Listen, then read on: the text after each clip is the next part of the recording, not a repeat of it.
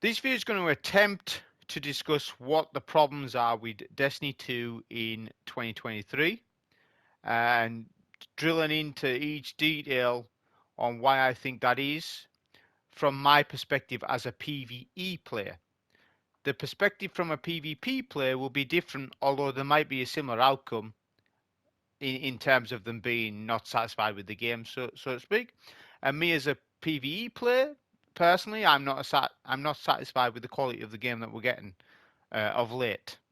And this video is going to attempt to drill into why that is and why players are being discouraged to play this year. So the two main things I think that sort of upset players. Well, the first thing I would come to is the model that Bungie are using to sell Destiny 2 to people.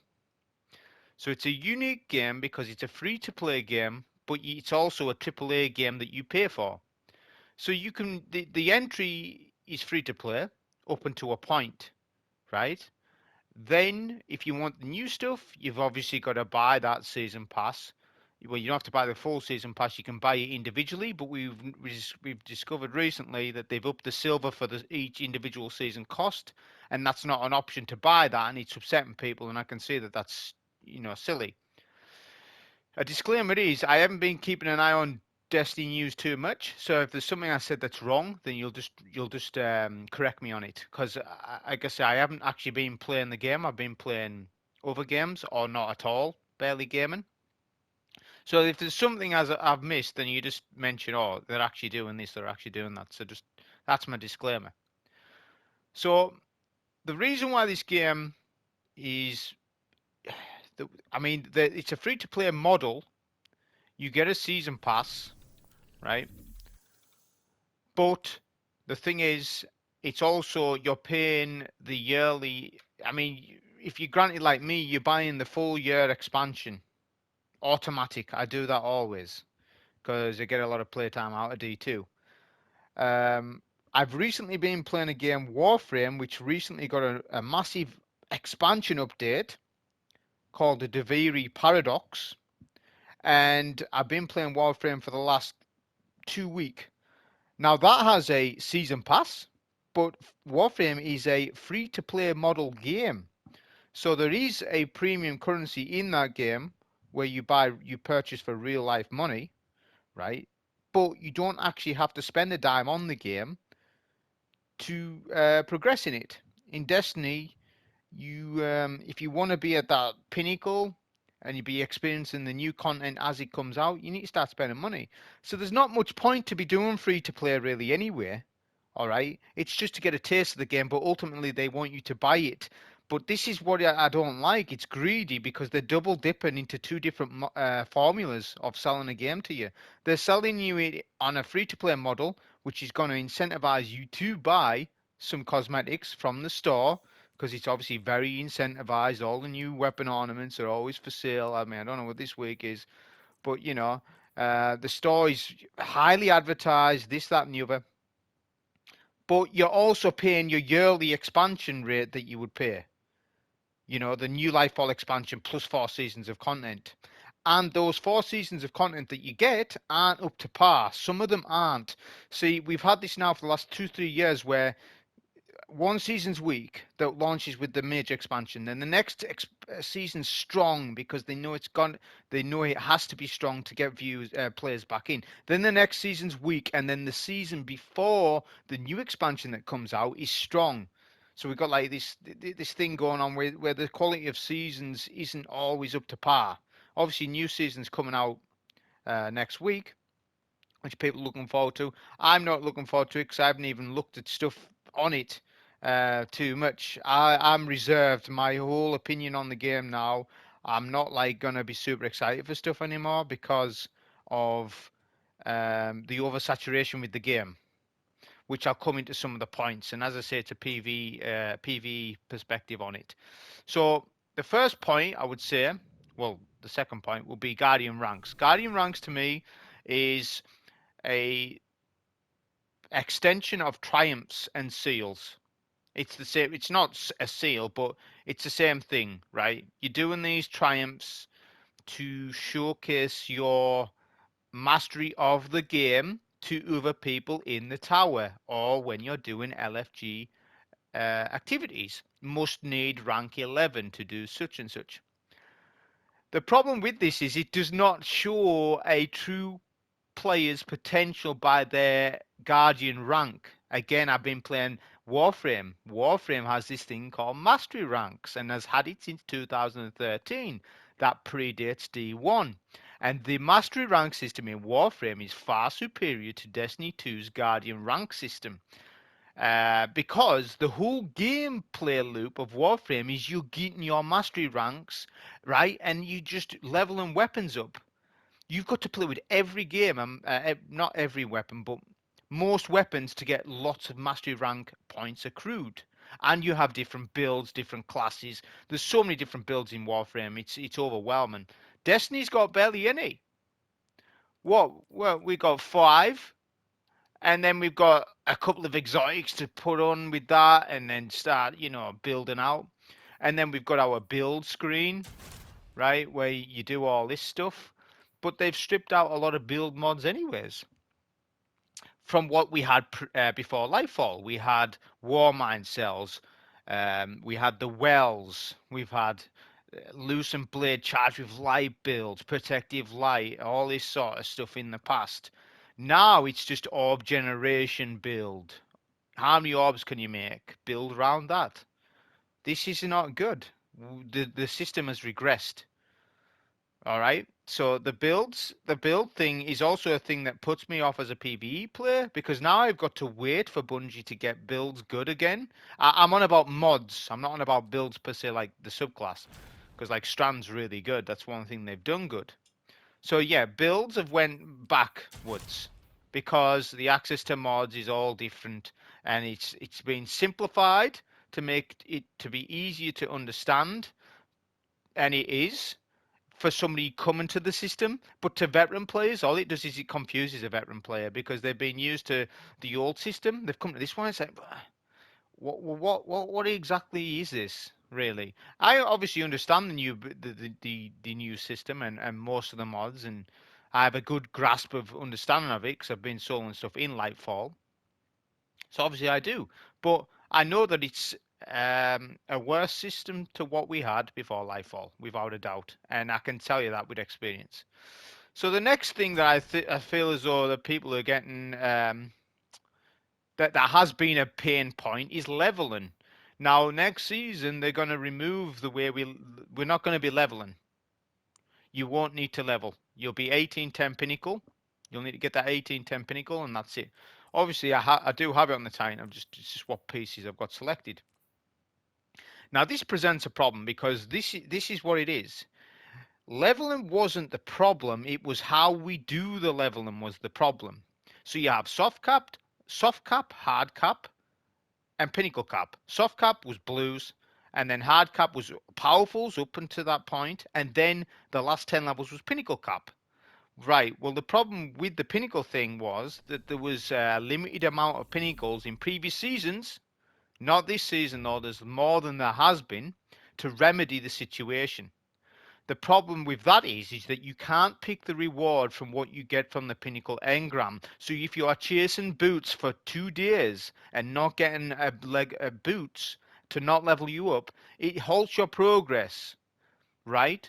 So this is what I've said in a long time, that they should have altered the pinnacle system. It's too late now because now they've just flat out said, well, you don't need to level, bugger it. Screw it, you don't need to level until next year's expansion and then we'll worry about it then. So they've just not looked at leveling at all, which has been a huge thing. I was hoping they would have reworked it, right? Because we should be leveling with the white, blue, purple system, right? Because that was the whole idea of leveling. And when you're going through an online MMO, you need to experience using blue weapons for so long to then get the taste, that the sweet taste of the purples. That's what D1 story was all about when you were leveling initially. Now this game just spams legendaries at you. Now I know that people don't want to level up every season, and I don't either. I don't know what the answer to it is. But when we come to final shape or whatever, they need to sort out the leveling system. And the way that they could do it is just by all they need to do is go to inventory, add something called Pinnacle Pursuits, and you pick what you want from the pinnacle. So your next pinnacle engram will drop boots, chest, helmet, or a weapon. And you can put a rune in, just like the chalice from Menagerie, right? So bring that chalice back, but bring it for pinnacle pursuits. And that way people can select what they want. It's like, oh, I need a chest plate. Right. Just put that item, that rune, into that chalice so that you get a chest plate on your next pinnacle reward. Simple as. But they didn't. They've left it so long, and we've leveled up every season, and it's honestly every start to every season, it always cost me a lot of time leveling when I could have been making videos. This is what happens. So that has been an issue. They've removed leveling now, so now basically you're not gonna level. You'll get to that limit and that's it. Which is that a fix? That's not a fix. That's just them saying, well, we don't know what to do. Here we go. Just let's not look at the system at all. The next thing that I see a problem for me as a PVE player is Nightfalls and dungeons. I'll roll that into the same category. So the problem with Nightfalls and dungeons, well, Nightfalls first and foremost. So we have now Battleground as a Grandmaster Nightfall, right? It's within the Strike playlist. They added a couple of, I don't know what season it was, but they added Battlegrounds playlist into the Vanguard Ops. And when we first saw this, I was like, that's kind of good and bad. If you want to run through a strike quickly, it's not good. But it's good for bounty farming, right? For XP and all this stuff. The problem is they've now seeped that into the Grandmaster playlist. So you want to bet that you'll see Europa Battlegrounds next season or something, or Moon. If they do that, this is lazy design. Next season, now I haven't looked up what's going on, but if they don't bring Savathun's song back next season, there's something going on. They give you Moon Battlegrounds GM instead of Savathun's song would be themed to the season and everything. If they don't do that, there's something up. Because that is Destiny content, Vault content, Savathun's song. They need to bring that back. Bring that back, they do us a good turn. Do us a good turn. It'd be so good to see that. And I hope they do. But Battlegrounds being in a strike playlist makes no sense because ads are infinite. They have altered the ad density a couple of times, so Mars Battleground isn't as high as what it was and all this stuff. But it's still odd. It shouldn't be in this playlist. Battlegrounds shouldn't be in the strike playlist. It's a bad take. They need to take it out. They need to get it out of the playlist. I don't care whether it's super hard or super easy. That's not the point of it. The point of it is battlegrounds are battlegrounds. They're not strikes. Get them out of this playlist. I don't like it. It's interfering with it. So that's what I think about that. Other things about Nightfalls, I guess that we keep getting the same sort of GM rotation, so they're trying to freshen that up. We need more strikes in the game. They need to start developing strike content. We should be getting 4 or 5 strikes per year minimum, and that's me being like generous to them, because we used to get a lot of strike content in D1, which what made D1 quite good, to be honest. That was one of the things that was really good about it. We don't get new strikes now. It's a big thing when you get like a new strike in a season. Like when we got Proven Grounds, it's like, oh, getting this new strike. What? Only one strike? No, man. I want 2, 3.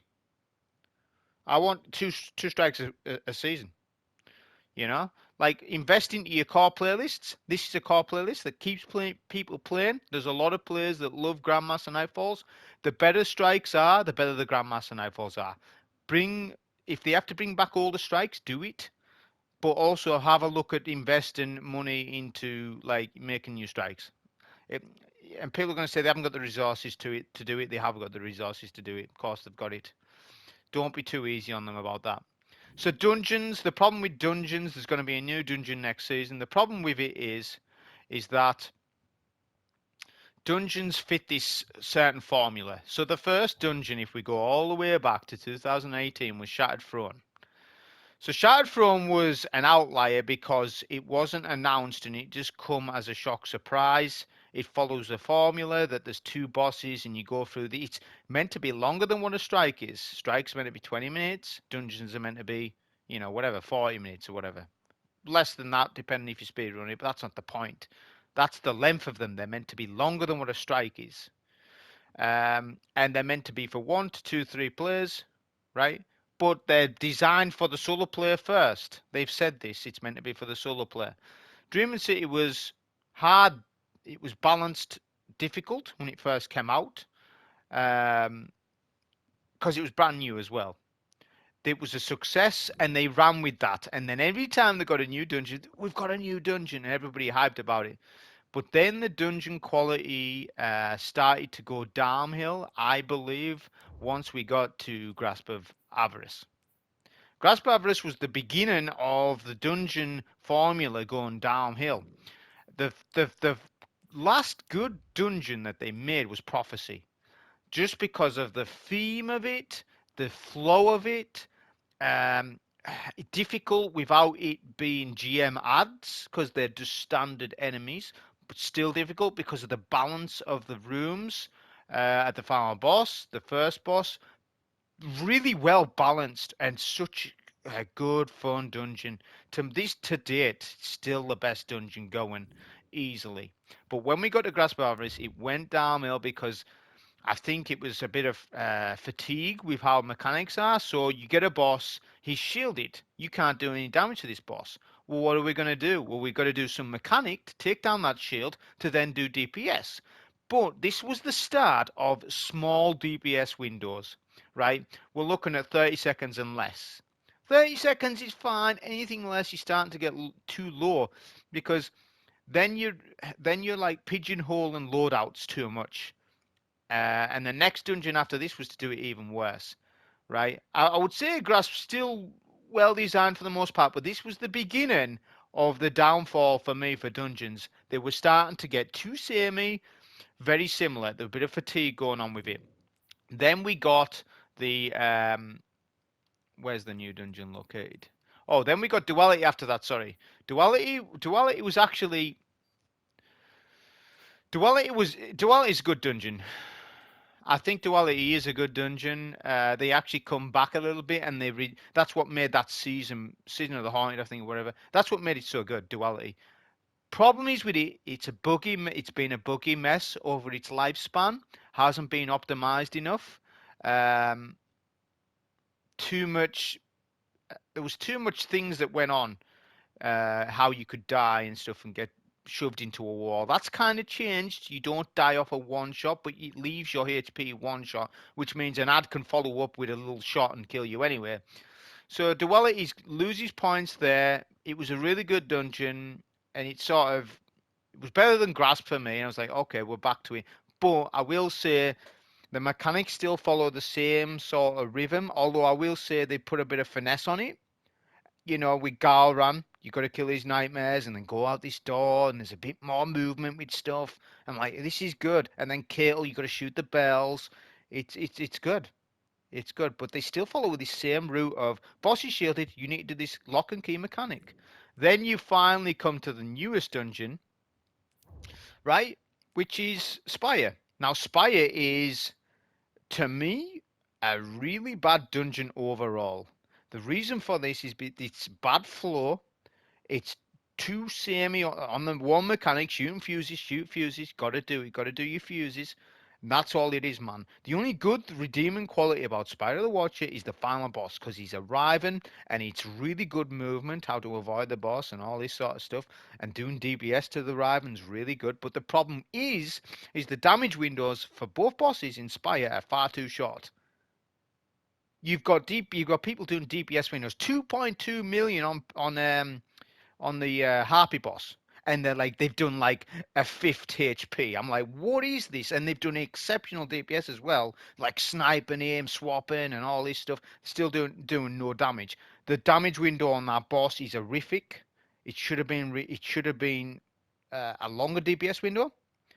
Um, Maybe they could have done something a little bit more where the boss is a bit more aggressive to you, but you get more time.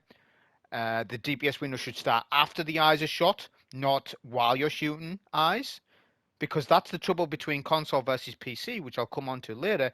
The input method that you're using makes the eyes harder or easy. If you're on PC, eyes are easier to shoot without a doubt, 100%. If you're on console, the eyes are harder to shoot. There are weapons like fusion rifles, trace rifles, machine guns that are going to help you shoot these eyes, but ultimately, the whole thing, doing 6 phases on a fight is bad flow. There is no combat experience to that fight. It's just DPS fight. I don't like it. There should be a better pattern than that. There should be a bit of combat experience where you've got to. There's a struggle with the ads as well as the boss. So Spire, that's where it's like this is bad. I hope the new dungeon's good. I haven't read about the leaks. There's leaks about it. Obviously, we don't know how many. We don't know the deal with it.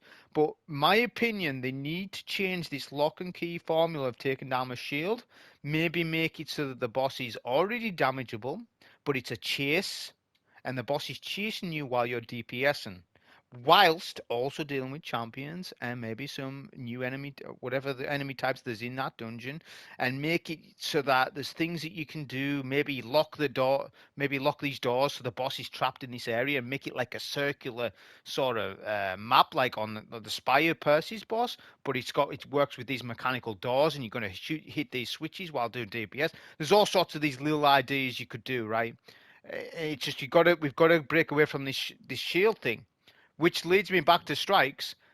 Strikes is full of the shoot shield mechanic. Shoot shield mechanic. If you've ever seen my original Destiny 2 2017 stuff of one cycle and Nightfall bosses, they were hard. Tree of Probabilities, Savathun's Song, Brachian of Pyramidion, those one phases were, some of them were perfectly executed, had to be perfectly executed with your team to get it, to get the one cycle. So rewarding. I know that it bypasses the nature of the strike and all the ads and all this stuff, but having the shoot shield thing, every boss is standardized to the point that every boss is the same. What's the point? Third HP, immune. Third HP, immune. What's the point in this, man? It's just like same formula. The only thing that sort of breaks away from this is glassware. Why? Because glassware is like sort of designed completely differently, and it's based on the mini hydra, not the large hydra, and all this stuff. So they need to break out of all that. So that's my take with all that. Another thing that bothers me as a PVE player is Gambit. So Gambit was a tool for me that I've used for the last 2-3 years as a leveling thing. It was for leveling. When a new season comes out, you've got to hit your pinnacles. Maybe you've got to get some bounties done for XP farming and all this, some dailies and stuff like this. The problem with that is that when we were leveling in Gambit, you were putting your team at a disadvantage if you had to do suppression kills with tractor cannon, or you had to get 5 finisher kills, or you had to use a gun that you didn't want to use. Say you had to use a hand cannon over a SMG, and the funnel web would have been better than what a slow 110 RPM hand cannon would have been, or whatever. Right? Then you put your team at a disadvantage because you're not playing as good as you should have done. Gambit should have been. It literally tells you a competitive co-op mode. There's no competition there at all with it. Where are you getting with the competition? Well, you're getting more infamy. Well, what does infamy mean? We know what it means, but you know what I mean? What's the point to infamy? What, so I can farm a certain gun a little quicker and all this stuff? You can focus engrams anyway, so what's the point? Gambit's idea of PvP PvE worked, I suppose, when it first came out and it was fresh. People were hot on it, and there was some Gambit tournaments, right? I know Bife hosted one, he like done commentary on it and stuff like this. There's none of that now, and you're trying to please two crowds of people, and it isn't going to work. What Gambit should be, or some new mode, is a entirely competitive PvE mode. Scrap the PvP tool, get rid of that rubbish idea, and just have it as a competitive PvE mode.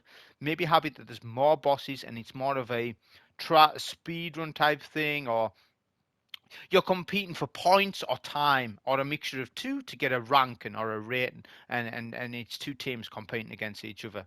You could have three teams of three competing against each other.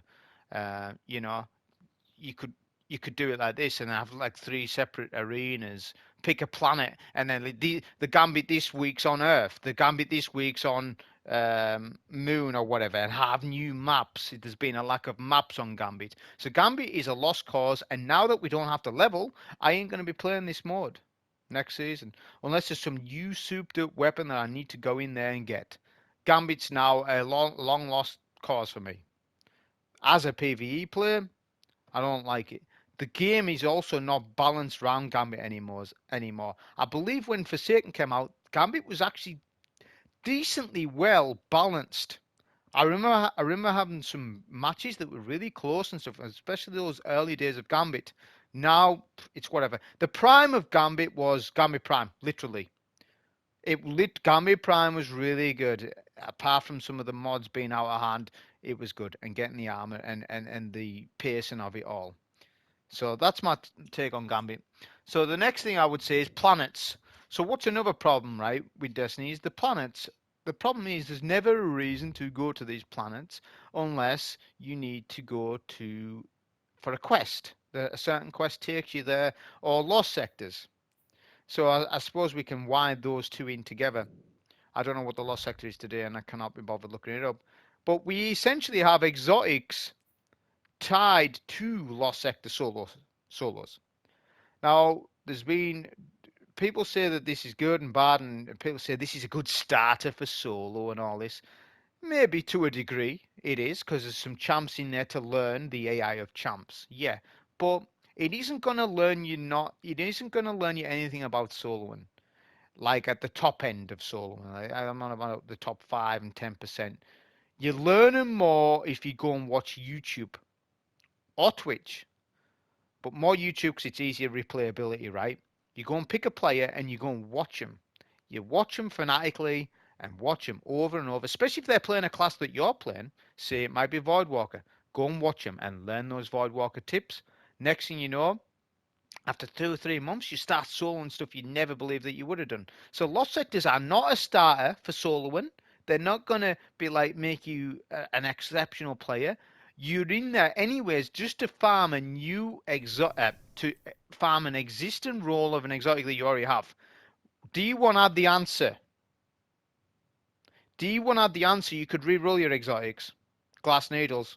That's your answer. Give us glass needles.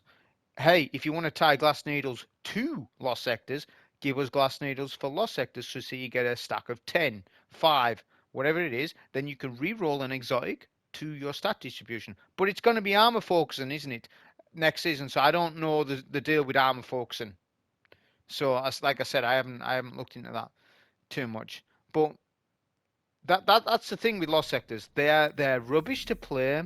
They don't learn you the true end game for soloing. They don't. They will learn you the AI patterns of some certain champs, but it ain't gonna help you to solo a GM. I don't think so. So that's the problem with lost sectors. Planets, but like I was cutting back to planets, there's never a reason to go to a planet only for XP bounty farming, right? Certain planets are better than others. Cosmodrome would be good. Obviously, Moon used to be the go-to all the time. You'd go to Moon and stuff like this. But there should be challenging bosses on these planets, right? I'm on about world bosses. I'm on about huge bosses with large health pools that takes teams of guardians to take out. Now, I made a post about this a month ago or whatever. Planets should be 12-man patrolable, but that's a thing that they're saying that they can't do. That Bungie wouldn't be able to implement this in the game. It wouldn't be able to run properly. But I do argue in 2018 escalation protocol on Mars. I can't go on Mars right now, right? But on Mars, you could load up a 9-man server for escalation protocol and the game ran fine, right? We had the 12-man raid bug. The game ran pretty well. Just watch some 12-man raid footage. Go and watch it. It's an actual thing that exists. It did exist. It was a bug. So the game runs at larger fire team sizes. These should not be free team fire team size. Should be bigger, and there should be bosses. As I say, with maybe mini mechanics, you've got to do certain things around the planets to activate said boss. There was a boss like that on the Dreadnought, Hive Ogre. There was something you needed to do to activate. So the Dreadnought was doing this. A D1 location was doing that well before D2 ever came out. So they know how to do this certain sort of stuff. The planets, the exploring side of it should be better than what it is in terms of enemy levels. If anything, every planet should have a difficulty mode. Hey, we've already got it in the game. Look, we've already got it. Where we at? Hero, Legend, Master. Every planet will have this difficulty, so when you load that planet up, it loads with those difficulty level adds, which we kind of pseudo got with Lightfall. The only difference with Lightfall is that they force you to play at an underleveled score, right? But they didn't sort that out with rewards. If you had a choice of base planet, hero, legend, master, then grandmaster mode planets, right? With percentages buffed for exotic drop rates, then that would alleviate a lot of things like the Borderlands system. If anyone's played Borderlands, they have a tier system for all the planets. That's what Destiny should have in some capacity, maybe not in the exact same way, but there should be some system put into place, I think, to make you want to go to these planets over something else in the game. Right? These should not be low end stuff. Well, if you pick the easiest difficulty, then it is, and then you can build up the difficulty if you want to get an increased drop rate on rewards and stuff like this. So that's what I think about that. Um, Other problems with the game are just obviously lack of the seasonal content type thing. Um, they're giving us enough content just to keep going, but not enough to be satisfied. This has been a case for a long time. Um, we need a lot of systems that I want in the game would require a new game. Now they're going to announce a new AAA Bungie game at the PlayStation Showcase date next week or whatever, 24th of May, I think it is. But I don't think that's going to showcase a Destiny 3. I don't know. I think it's going to showcase this new PvP game they've been pushing or developing or whatever called Matter. That was the name for it or whatever. I haven't done my research on it, but whatever it is, I advise that you go and look at it and go and see what it's all about. But like I've said, Destiny 2 is at its end of its life cycle.